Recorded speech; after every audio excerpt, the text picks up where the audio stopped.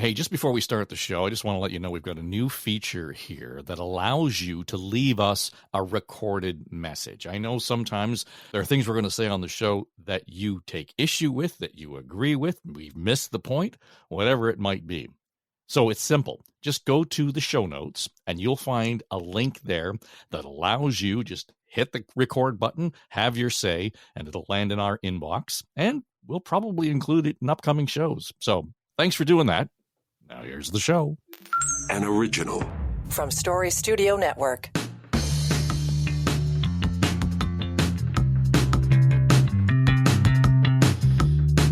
Well, here we go. It is Wednesday, December the 6th, 2030. Welcome in. Dave Trafford here. It's Now and Next for Story Studio Network. Rather infamous anniversary in this country as we mark the anniversary of the mass murder at L'École Polytechnique in Montreal. On this day in 1989, 14 women were shot and killed at the school that night. And as I said, it's a rather notorious date in our historic calendar. But while I talk to you here, I've got CNN up on another monitor, and they're talking about a mass murder in Texas. 6 people killed today, overnight. And just for context, there have been 715 mass shootings in the United States. That's more than 4 people shot in one incident. 715 so far in 2023. That's 2.1 shootings per day. 857 Americans, people have been killed in the United States in mass shootings. Now, this only includes the shootings that have more than 4 victims, wounded or dead. 2,851 people wounded. It does not include all the shootings where there are fewer than 4 involved. 715, more than 2 a day so far in 2023. There's literally, with the exception of some local news coverage, I don't know how you don't consider that a crisis. Anyway, here we go. The news today from The Guardian is kind of interesting. I was flipping through some of the headlines this morning. And, the Environmental Climate Summit, COP28, is going on in Dubai. Well, among the research released is the Global Tipping Points Report. And essentially, it's telling us that the headline is humanity faces devastating domino effects, including mass displacement and financial ruin as the planet warms. Yeah. And these are things that the research is suggesting are irreversible. So, for example, one of them is the risk of the collapse of big ice sheets in Greenland and West Antarctic, widespread thawing of permafrost, the death of coral reefs and warm water, the collapse of one oceanic current in the North Atlantic. Think about that. The collapse of a current in the North Atlantic Ocean. So all of this leading to some level of urgency, but we don't seem to kind of embrace that. They'll come. If you saw the statement that came out of our environment ministry and in federally, and it was all about, making sure that we pump more money into to offset the health challenges we face because of the climate change. None of this is being dealt with. Seriously. So that combined with the story we were talking about the other day, and that was that the emissions from the forest fires here in Canada in 2023 were 3 times the emissions coughed out by fossil fuel. So whether it's your home heating, your car, whatever it happens to be, 3 times. And Ottawa does not include that number in the official carbon tally. There's no sense of how any of this works or how it fits in. I mean, all we're doing is talking about a carbon tax on fossil fuel and not acknowledging the elephant in the room, and that is the forest fires. And the reason that it's a problem is because the forests generally, that's a matter of forest management. And we do a pretty good job at that in Canada. But clearly, we've got issues, right? So today's episode, I want to feature a piece that we talked about a year ago. This would be from our series, Canadian Forestry Can Save the World. And I know it sounds kind of goofy and hyperbolic, but as we dug into this, there's a real role and a necessary role for forestry and wood product sector in this country, and in fact around the world, to play in this climate crisis. So this particular episode that we're going to highlight originally aired on April the 12th. That's when it was first published, 2023. And it is from the series Canadian Forestry Can Save the World. I would encourage you to check it out wherever wherever you're listening to this one, you'll find it there. And in this case, we sit down with Rosemary Thompson. She's the executive director at the Coalition for a Better Future, and Derek Nybor. He's the CEO of the Forest Product Association of Canada. And we talk at length and in detail about how forestry fits into a more sustainable future, the benchmarks we need to hit to assess our success in combating climate and the growing a greener economy. Right? So if we're going to combat climate change, we have to grow a green economy. We need to make a transition from fossil fuel to more sustainable. And there's a real role for the forestry sector to play there. So this is a series that both Aaron and I worked on, and I'd be curious to get your feedback on that. So put an ear on it and leave us a comment. And as I said, off the top, you can always just click on the notes, the show note, and record your message, and we'll be happy to include that in an upcoming episode of Now and Next.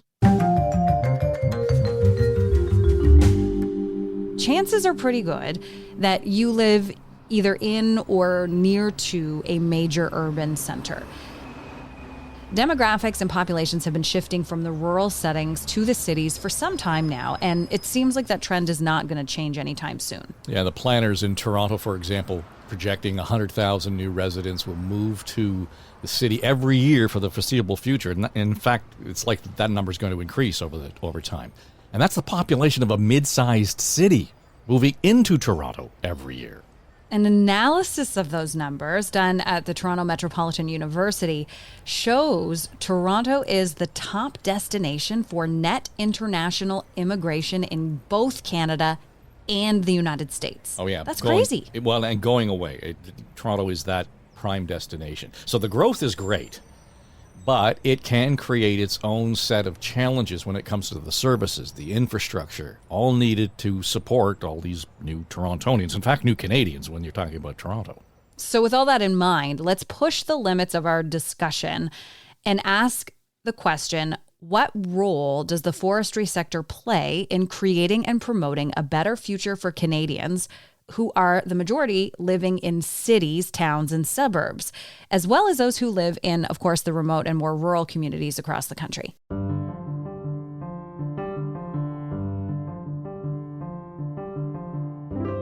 So we've assembled a roundtable, and this gathering includes Derek Nybor. I'm Derek Nybor. I'm President and CEO of Forest Products Association of Canada. And Rosemary Thompson. Rosemary Thompson, Executive Director of the Coalition for a Better Future.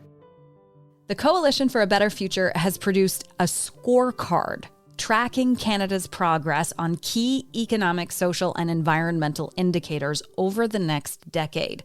So before we get into the specifics, maybe, Rosemary, you can give us a bit of a thumbnail sketch on the Coalition. the Coalition for a Better Future was started during the pandemic, in the depths of the pandemic, because we really felt that we didn't have a long-term strategy for economic growth that is inclusive and sustainable for Canada. And so it was started with Anne McClellan and Lisa Raitt, a conservative and a liberal, also as an example to say that, we got to take the politics out of this. We've got to take some of the stridency out of these conversations, because we know what Canada's, economic strengths are. And we know that we have to work with all sectors of the economy to move forward. We know there will be a transition, but, forestry is a great example. Forestry has been with us since time immemorial. I love the concept of forever forests. I mean, forestry has been in the conservation business since time immemorial, because ultimately you have to keep planting to keep your resource going. Like agriculture, very similar in terms of their mindset. So we started this coalition, and it's 142 organizations in civil society and the private sector. Again, because we feel that both sides of the economy need to work together, and we have 21 metrics, which we're reporting on in March, which, if we followed, would create one of the most inclusive, sustainable economies in the world. Super important. We're a G7 country, but we are punching way below our weight right now. We are not up with our G7 partners right now. And so we have to really focus on what the long-term economic strategy is going to be, and forestry is going to be part of it. So let's dig in there a little bit, Rosemary, because that's a huge project. 142 different organizations, 21 metrics of success. Right. How are we going to articulate how the forest sector fits into this inclusivity, sustainability, and then, as you pointed out, like the economic sustainability as well? How does forestry fit in so far that you can see? Well, we talk about some of our metrics, which we're reporting on, which is really interesting, is GHG emissions per unit of GDP. So that's literally greenhouse gases and whether they're starting to decline. We all know that we have targets to hit for 2030 and net zero by 2050. Well, I have some good news for you. We are starting to see a decline. Now, this is only the first year of our reporting, but yes, we did see a decline. So forestry is part of that. I mean, forestry is all involved in carbon capture. So we know that every sector of the economy has to start to pay attention to this. The other big metric in our scorecard that deals with this is clean tech contribution to GDP. So again, super important to see investment, right? We're seeing investment. It's small, but there is progress. We're not going backwards right now. So what I would say is these are positives. There are lots of negatives in the scorecard. GDP per capita is down. We are down since 2019, and we have been stagnant for 15 years, which means we are not punching at the same level as a lot of the G7 countries in terms of our individual output, sort of what we produce individually. Now, interestingly, forestry is these are fantastic jobs in rural and remote communities. These people do create valuable resources that are then sold and exported. So these are the types of jobs that we need to definitely invest in the future.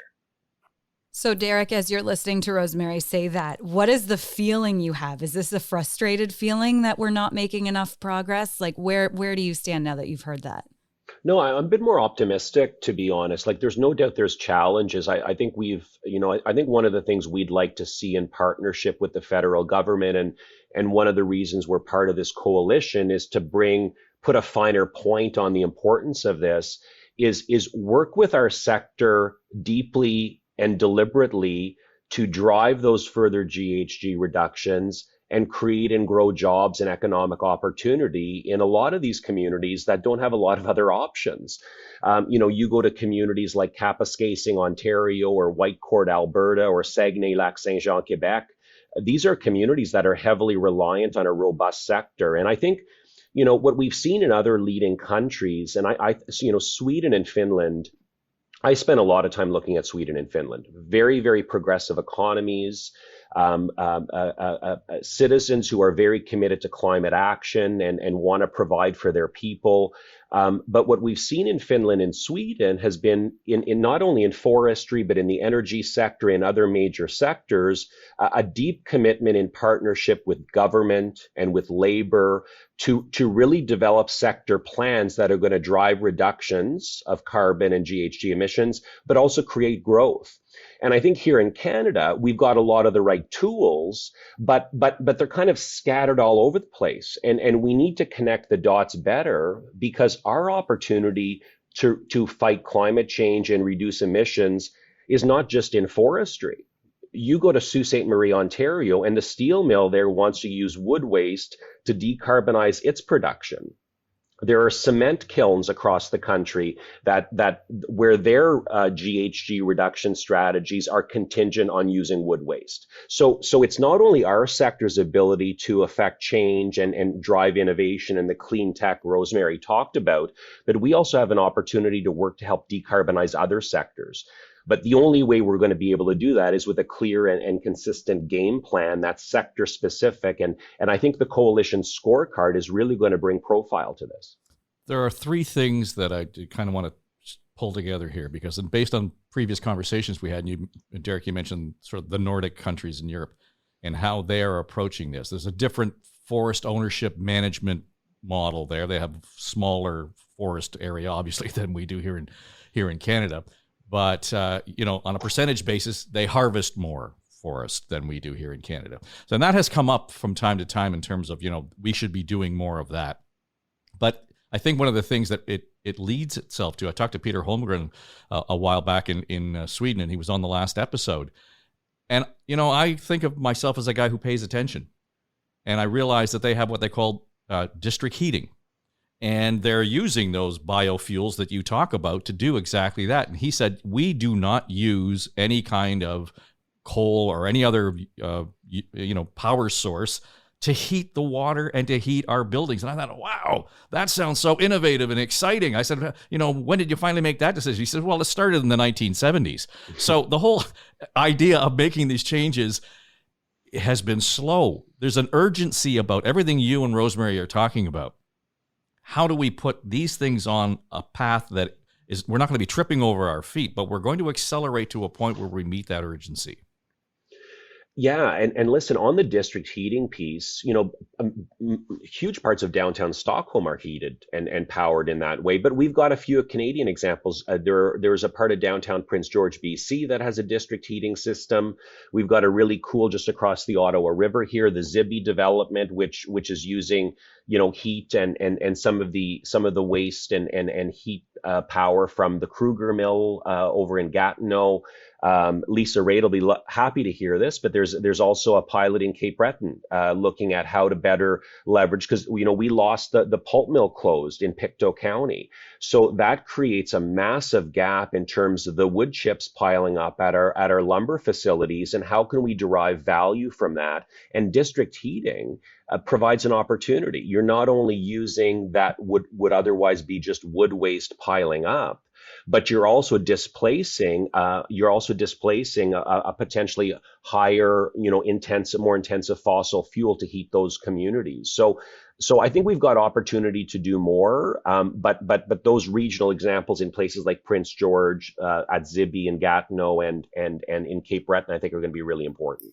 I can add on what Derek is saying. So interestingly enough, one of the things that popped up in our research around our report this year on the 21 metrics is that one of the struggles for rural Canada is energy source, heating sources. And of course, diesel is a preferred heating source right now in rural and remote Canada. So it's to Derek's point, it's to shift to renewables or to as clean as we can go, and that is going to make a big difference.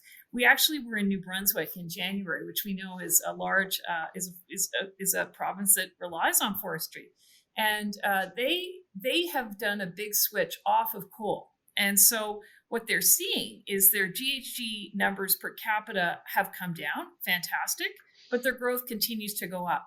See, that's the tipping point, right?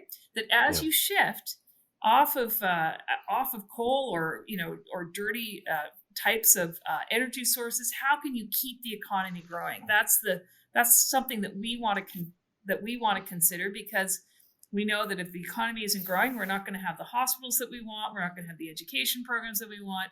We just won't have the public services that we've depended on. Now, back to the Nordics. We have, one of our metrics is the Prosperity Index, and it's an international ranking of countries in terms of, quality of life, economic growth, personal freedom, governance, etc. Guess who leads the pack? The Nordics. And Anne McClellan is very funny. She calls them the pesky Nordics because they continue to lead. I can tell you, first is Denmark, then Norway, then Sweden, then Finland, then Switzerland, then the Netherlands. Now, we were 14th on the list. We've now tumbled to 15th, and we have tumbled four spots in the last decade. So again, we can learn from the world. We have the ability to lead. And we need to get back in the game of leading. And I think that we will, and we can. I think that there's a big focus in the country right now about how to do that. And getting together as this large group of organizations, we're hoping that it kind of gets people feeling, okay, we can be ambitious again. We can have a long-term strategy that's going to get us bumped up into those, top 7. I'd like to be in the G7, or top 10 would be great too. So what do you think contributes? Is there something specific we could point to that shows that, because we did this, we have seen that slip in the rank? Our GDP per capita has been declining for 15 years. That is the metric. That is the most important metric. And what that means, the productive output of each of us is not valued at the same level. We're about $14,000 to $15,000 behind the United States in terms of per capita. So what I produce today as I work on the coalition is worth $14,000 to $15,000 less than what an American would be producing at the same time. So that's a problem. We need to, we have to make more things. We have to build more things. We need a long-term strategy. Now, what we've talked about at the coalition historically, and Anna and Lisa talk about this a lot, Canada has all the right ingredients. We have a very well-educated workforce. We have amazing natural resources. We have the ability to do this. We just need the long-term strategy. So the question I have, as someone who admittedly is in the target demo for this shift, right? I am late 30s, early 40s, mom of 2, suburban, and I care. Absolutely, I care about what's going on. But when I hear, or my girlfriends, if we go out, for dinner, when I hear a long-term strategy, I don't know what that means. And I'm speaking kind of rhetorically. So we're kind of, at the kitchen table, right? Harkening back to episode 5, when we met with moms and dads, it's really kind of the tip of our nose. That's where we're thinking. So how do we communicate this, Rosemary, to the folks like me, the moms and the dads who are really going to be the drivers of this change? How do we say we need a long-term strategy, but make it matter to them in the moment? So what I would say is we have had this in the past. We have. There have been moments in our history where Canada's been very, very focused on what we want to be and who we want to be, not only to ourselves and to the world. I can point to, when Brian Mulroney was Prime Minister, we did the free trade agreement. That really set us up for, I'd say, 25 to 30 years of kind of our economic strategy as a country, which was a big export economy, and obviously to build this very important relationship with the United States, which continues to be extremely important, but also to build out in terms of exports from there on. So that was then. Then, fast forward until I'd say the mid-90s, when Canada had very high debt levels, and Prime Minister Chrétien and former Finance Minister Paul Martin decided it was time to balance the books. So different kind of situation where Canada had to protect its social programs by making sure that that its spending was under control. Well, that deficit reduction at that time, the balancing of the books, it set up this kind of culture on Parliament Hill that existed again for another 25 to 30 years, where Canada was quite careful. Now, of course, when you go into recession, you have to spend. We saw even Mr. Harper did that in 2008, 2009 during the downturn. We would argue that we're at that kind of generational hinge point right now. And we're calling our first report the turning point. That Canada's at a turning point where we have to decide who we are, who we want to be in terms of not only our economy, but inclusion and sustainability. We have all the right ingredients, but to Derek's point, we need a big plan. Like we need to articulate who we want to be. And we can see bright spots in the economy, like in our data, in our research. Clean tech is a bright spot. Biotech, health sciences is a bright spot. Agriculture and ag tech, again, bright spots. So, but are we hearing that we're driving this way? We hear a lot about EVs, which is awesome. That's definitely part of the solution, but we want to see something a little more comprehensive. So for your generation, Aaron, that's it. You need to demand this. You want this. I will buy the Rosemary. T-shirt and I will wear the T-shirt, Rosemary. I'm all over this. Sorry, Derek, I cut you. No. I didn't mean to cut Rosemary off there, but I wanted to add a couple things maybe from an industry or forest sector and worker perspective, and I also think the term strategy can make people want to either run for the hills if you're working in government, right, or just tune out if you're a member of the general public. And I view it as I view it as an action plan. Of which we have a lot of the pieces ready to go. And not to bore you with the policy dynamics and how the sausage is made here in Ottawa in terms of policy, but quite simply, there are a number of different policy tools and regulations. There's the clean electricity regulation. There's the clean fuel regulation. But even with those two regulations under development at Environment and Climate Change Canada, they both are looking at wood waste or low-grade wood in different ways. One regulation seems open to including it as being accepted as part of the clean electricity regulation. The clean fuel regulation, some of the officials are asking, well, so how do we know if it would qualify? So even within one department of government, we talk about a strategy or an action plan on two very simple independent regulations. We can't even get our act together, to be honest. So I think that the strategy piece doesn't need to be as daunting as a strategy might sound, but it is more about taking a step back and sitting down with our labor partners, Indigenous partners, industry partners, municipal partners to really carve this out a bit more clearly. Because I think there's a lot of well-intended policy work happening, but the dots aren't being connected. And again, I think this scorecard, I think, is really going to profile that. I really hope it does anyway. So how do we break, and I use this phrase purposefully, break that logjam in terms of this? Again, this whole series has been about, sort of shifting or sharpening the focus on a proper perception of what the forest sector is able to do, the capabilities, the opportunities, the how we can leverage it economically. Once we've articulated that in so many ways, it seems like a no-brainer, Derek. I mean, how do we break that, particularly within the confines of government, to say, you're holding this up here? It's a great question, and it's one that I've struggled with. And again, I single out Environment and Climate Change Canada not to embarrass them or not to call them out, but there's a lot of very dedicated public servants working there with an absolutely overwhelmed agenda in this space.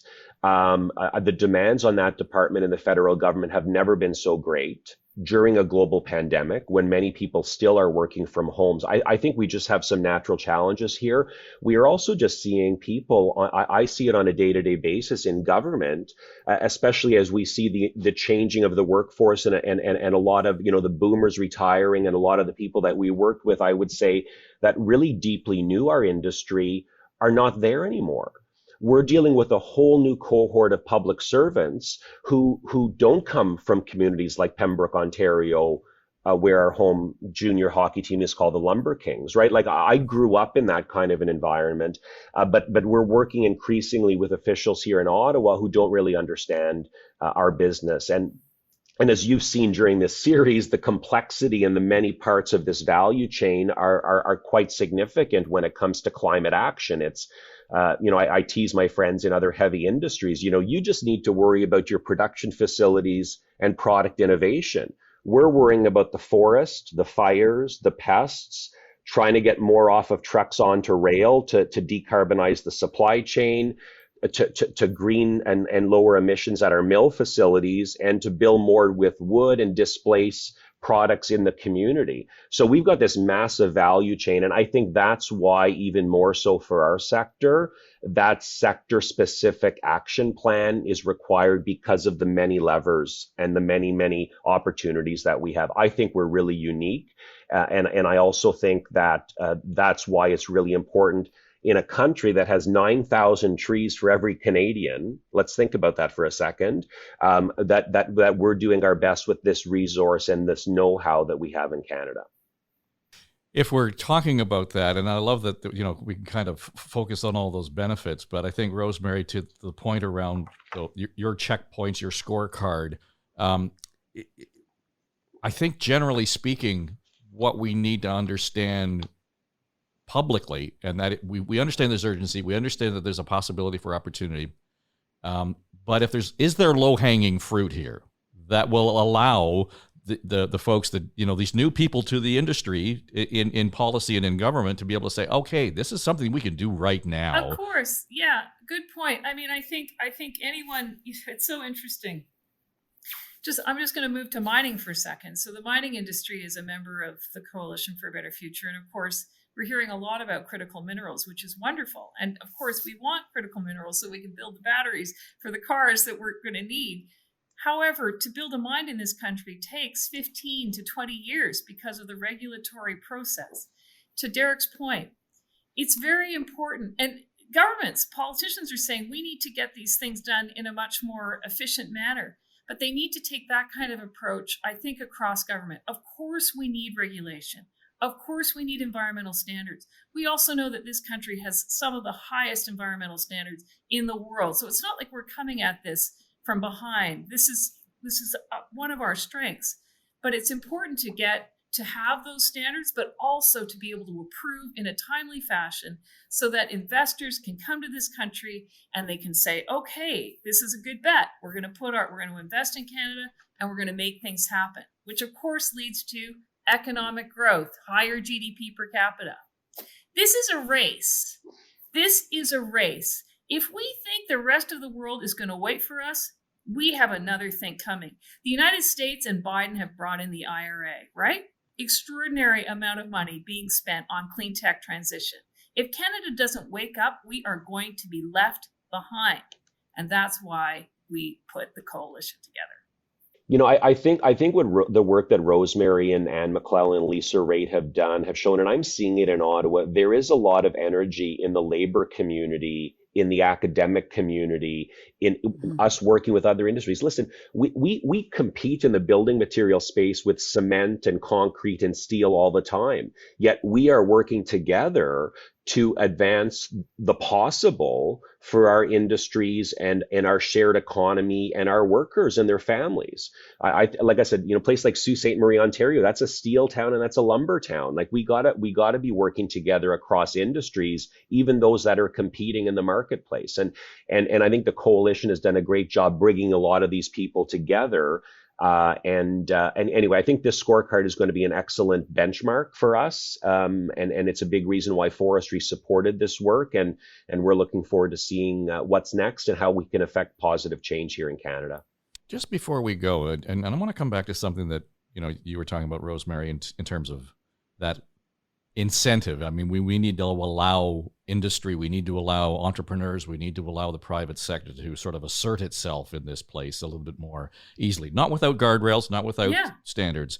But, Derek, I was talking to some, entrepreneurs earlier, I guess about a week ago.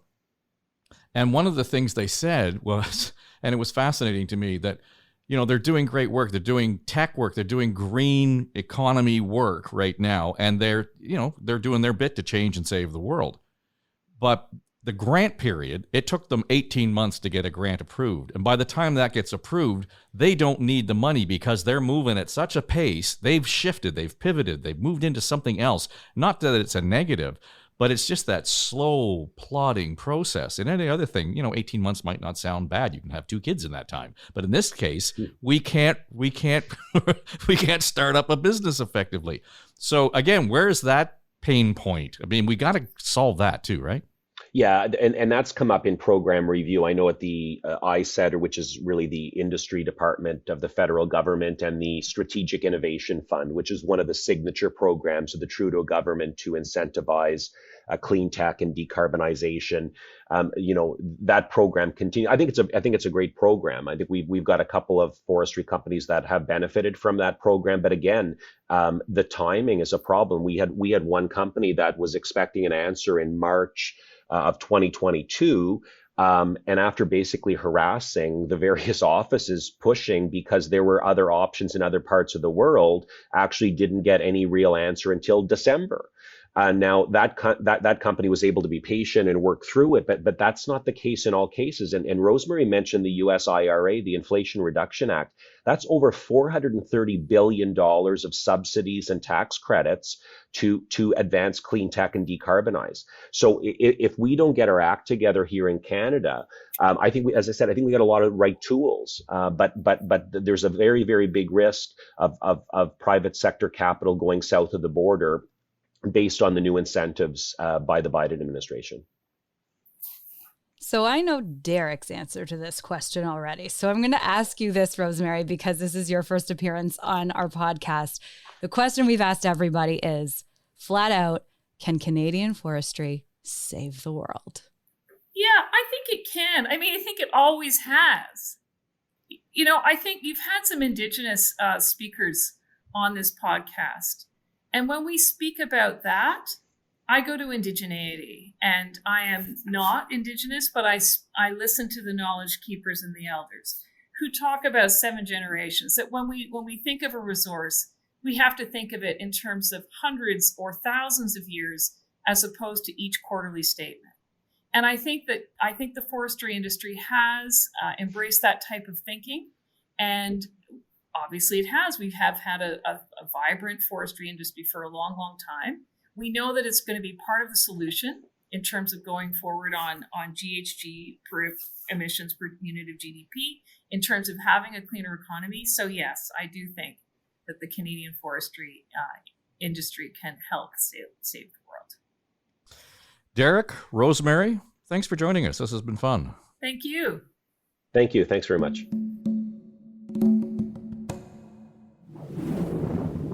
Not to finish on a down note, do we have a sad trombone? But to punctuate Rosemary's point about our productivity, a recent report from the OECD projects Canada will fall to last place out of the 38 member nations for GDP growth by the year 2030. Tough to build, never mind maintain a better future with that kind of trend. Okay, so I guess the good news here might be we know where the challenges lie. I mean, we've identified them. Rosemary was very articulate in doing so. And we know that there are opportunities to reverse that trend, and that does include transitioning from an economy driven by fossil fuel to this cleaner, greener, climate-friendly economy. By the way, if you do want to read more about the Coalition for a Better Future's most recent scorecard, you can just head to their website, canadacoalition.ca. All right, well, that will do it for this episode of Canadian Forestry Can Save the World. And be sure to leave us a comment, a rating if you're listening on Apple. That actually makes it easier for others to find the show. And by all means, share the series. We've suggested this would make good fodder for your kids' classroom discussions. Exactly. Forestry for the Future is going to need the curiosity and the enthusiasm and the passion for the planet of our kids to run this ball across the finish line. For Aaron, our producer Becky Coles, and the whole team at Story Studio Network, thanks for listening.